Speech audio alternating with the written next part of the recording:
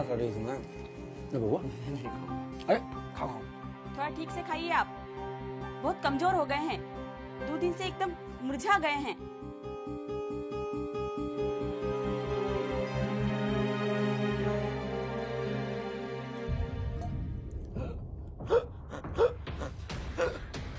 बबुआ बबुआ बबुआ बबुआ बबुआ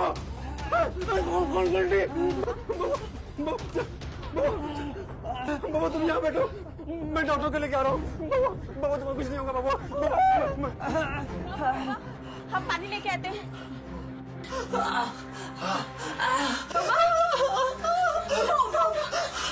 पानी पी बाबा।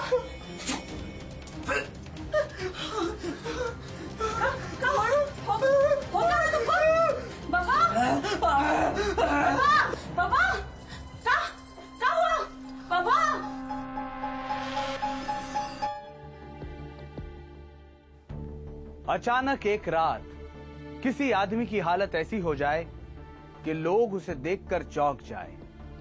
हम बात कर रहे हैं रघु की। बिहार की राजधानी पटना का रहने वाला ये रघु बीए 3rd ईयर का स्टूडेंट था।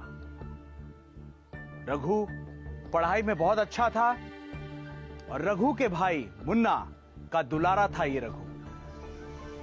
मुन्ना जी का एक ही सपना था, वो अपने भाई रघु को IAS बनता देखना चाहते थे, पर तकदीर को कुछ और ही मंजूर था।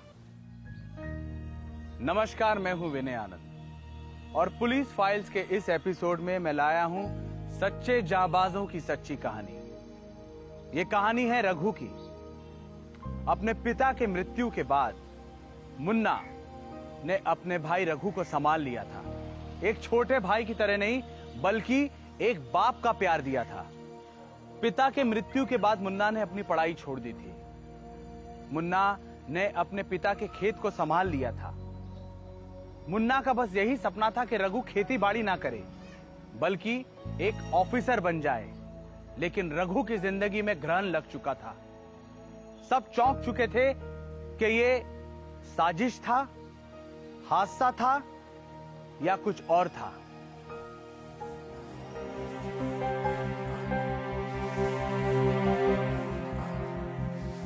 क्या बबुआ तुम स्कूल नहीं गए आज? वो कहा ना भैया कि भाभी की तबीयत ठीक नहीं है, इस चलते हम भी खाना लेके आ गए। हाँ, छठा महीना चल रहा है, बहुत काम करना पड़ता है। अच्छा, हमको एक काम याद आया है, हम जमीन के चक्कर में जरा बाहर जा रहे हैं, तो तुमको एक काम करना होगा। तुम अस्पताल जाओ और वो रामचंद्र की टैक्सी बुला लो।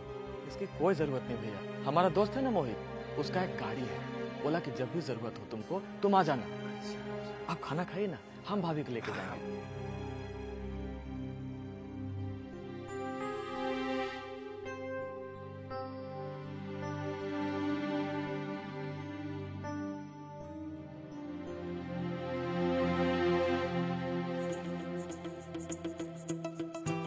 बहुआ, हम बहुत खुश हुए कि तुम टॉप किए।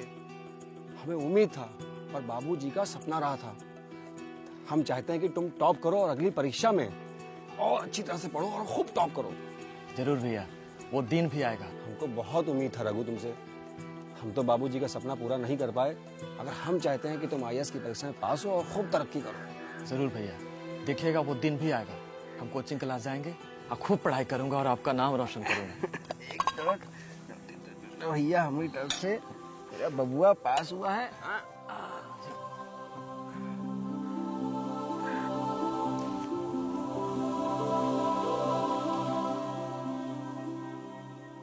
यार तुम्हारा तो ताबड़ है यार, क्या नंबर लाया यार ये बार भी।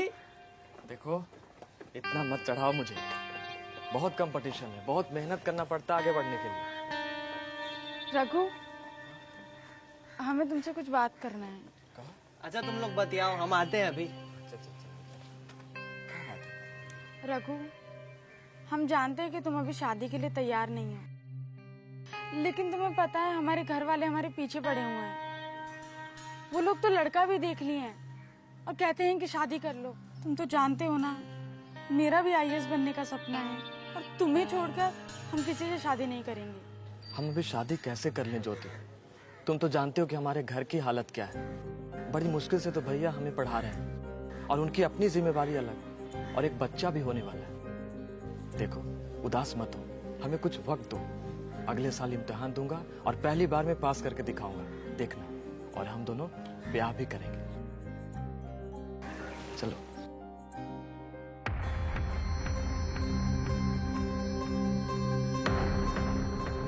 इस रास्ते के कांटा को तो मैं जड़ से उखाड़ के फेंकूंगा। ज्योति को देखना, क्या दिखता है उसमें? भाव ही नहीं देती है मुझको। मैं रोज उसके आगे पीछे मंडराता हूँ।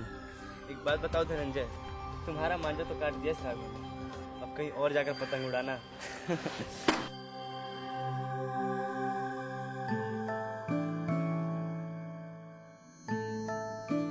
अच्छा हो गया हम यहाँ हैं। ये हमारे छोटे से गांव का ना सबसे अच्छा अस्पताल है भाभी जी। आइए, आपका नंबर भी आ गया।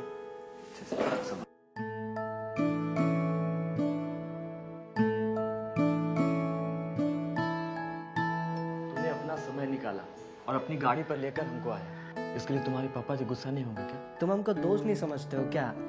दोस्त के लिए तो जिगर भी हाजिर है यार। तो गाड़ी की क्या बात है? और वैसे भी बाबूजी हमका गाड़ी चलाने देते नहीं है, इसी बहाने ले यार। अरे मोहित, कैसे हो भाई? अरे डॉक्टर शर्मा आप, ये हमारा दोस्त है रघु। एकरी भाभी यहाँ लेडी डॉक्टर को दिखाने आती है, पेट से है ना। अच्छा अच्छा अच्छा अच्छा। अच्छा, तुम्हारे पिताजी कैसे हैं? उनके घुटने का दर्द ठीक है ना? हाँ हाँ। अरे भाई, किसी चीज की जरूरत हो तो मुझे बताना, हम यहाँ के सबसे पुराने डॉक्टर हैं। देखो, रक्तदान शिविर लगाने जा रहे हैं, आओ रहू को लेकर के। अरे तुम लोग जवान हो, रक्तदान करना चाहिए, समझे कि नहीं? हाँ ओके।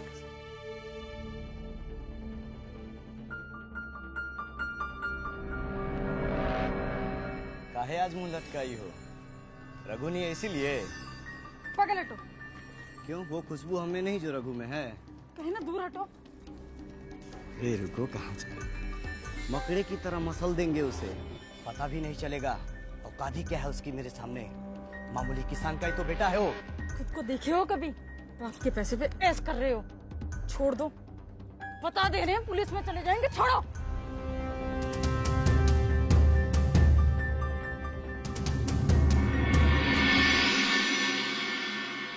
हमारी कोचिंग में एक धनंजय नाम का लड़का है, उससे ये बात बिल्कुल भी बर्दाश्त नहीं होती थी।